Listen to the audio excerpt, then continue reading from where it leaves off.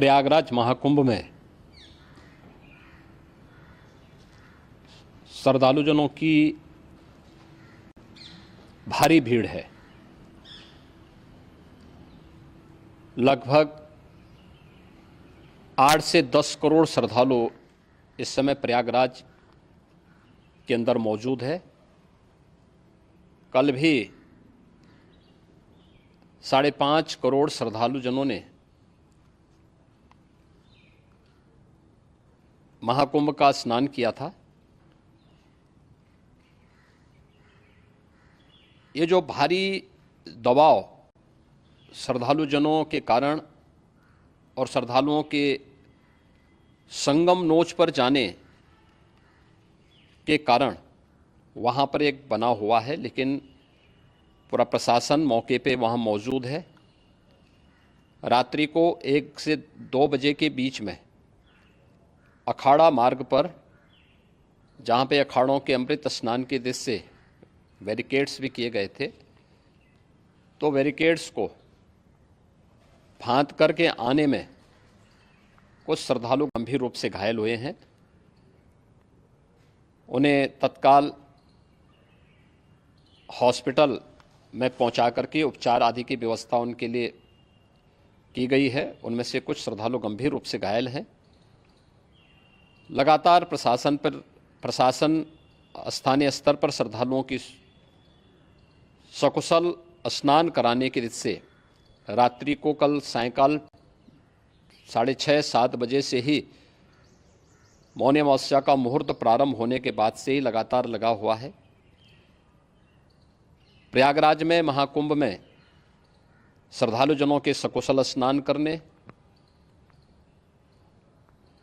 अमृत स्नान के लिए देश भर से आए हुए श्रद्धालुजनों की व्यवस्था के लिए, उनके कुशल क्षेम के लिए आदरणीय प्रधानमंत्री जी का प्रातःकाल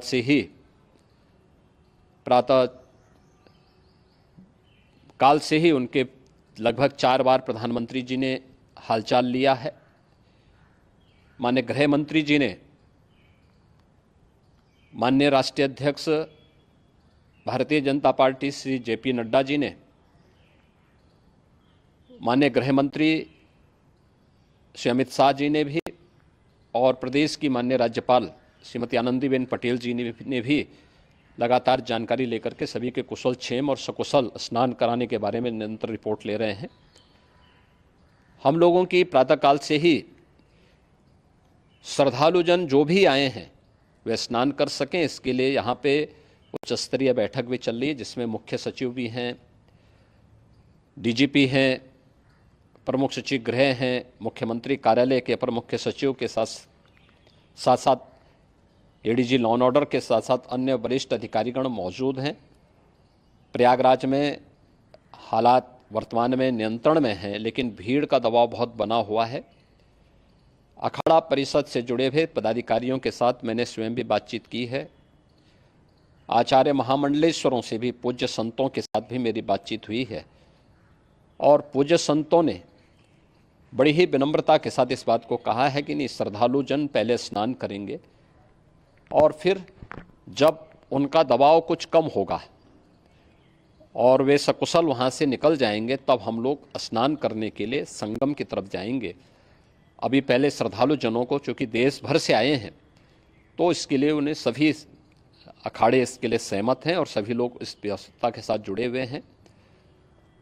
लगातार इस दिशा में हम लोगों का प्रयास है कि जो अब तक प्रातःकाल से ही आपने देखा होगा, कल मैंने बताया कि कल लगभग 5.5 करोड़ श्रद्धालु कल महाकुंभ का स्नान किए हैं, और आज प्रातःकाल तक लगभग 8:30 बजे तक 3 करोड़ से अधिक श्रद्धालु स्नान कर चुके हैं, और ये लगातार जारी है। लेकिन संगम नोच पर, अखाड़ा मार्ग पर, नागवासुकी मार्ग पर लगातार दबाव बना हुआ है, और वहाँ पर श्रद्धालुजनों की सुविधा के लिए भी हर प्रकार की वहाँ पर प्रशासन पूरी मुस्तैदी के साथ लगा हुआ है। और इसीलिए मेरी अपील है पूरे प्रदेशवासियों से, पूरे देशवासियों से और सभी श्रद्धालुओं से भी, सभी पूज्य संतों से भी कि अफवाह पर कोई ध्यान न दें, संयम से काम लें। ये सब आयोजन सभी लोगों का है। प्रशासन उनकी सेवा के लिए पूरी तत्परता के साथ लगा हुआ है। केंद्र और राज्य सरकार पूरी मजबूती के साथ वहाँ पर हर प्रकार का सहयोग करने के लिए तत्पर है। लेकिन कोई किसी अफवाह पे ध्यान न दे। कोई भी व्यक्ति नकारात्मक अफवाह फैलाने का प्रयास करेगा, उस प्रकार से नुकसान हो सकता है। और जहाँ पर हैं आप, लगभग 15 से 20 किलोमीटर के दायरे में अस्थायी घाट बनाए गए हैं, उसमें कहीं भी वे स्नान कर सकते हैं। आवश्यक नहीं कि संगम नोच की तरफ ही आएं, क्योंकि भीड़ देखते हुए खासतौर पर जो बुजुर्ग हैं, बच्चे हैं, श्वास के रोगी हैं, उनको लंबी दूरी तय नहीं करनी चाहिए और जहाँ पर हैं वहीं पर आराम से पहले स्थिर होकर के कार्य करें, वहाँ पर रह करके। और जो नज़दीक के घाट हैं, उसी नज़दीक के घाट में स्नान करेंगे। सब गंगा जी के ही घाट हैं और गंगा जी के इस घाट में वही पुण्य प्राप्त होगा। ये मौनी अमावस्या है। मौनी अमावस्या में स्नान का महत्व है। संगम में स्नान का दबाव बहुत ज़्यादा है, इसलिए सभी लोग अगर वहाँ पे इसमें अपना सहयोग करेंगे तो सकुशल हम सभी श्रद्धालु जनों को वहाँ पर स्नान करने में सफल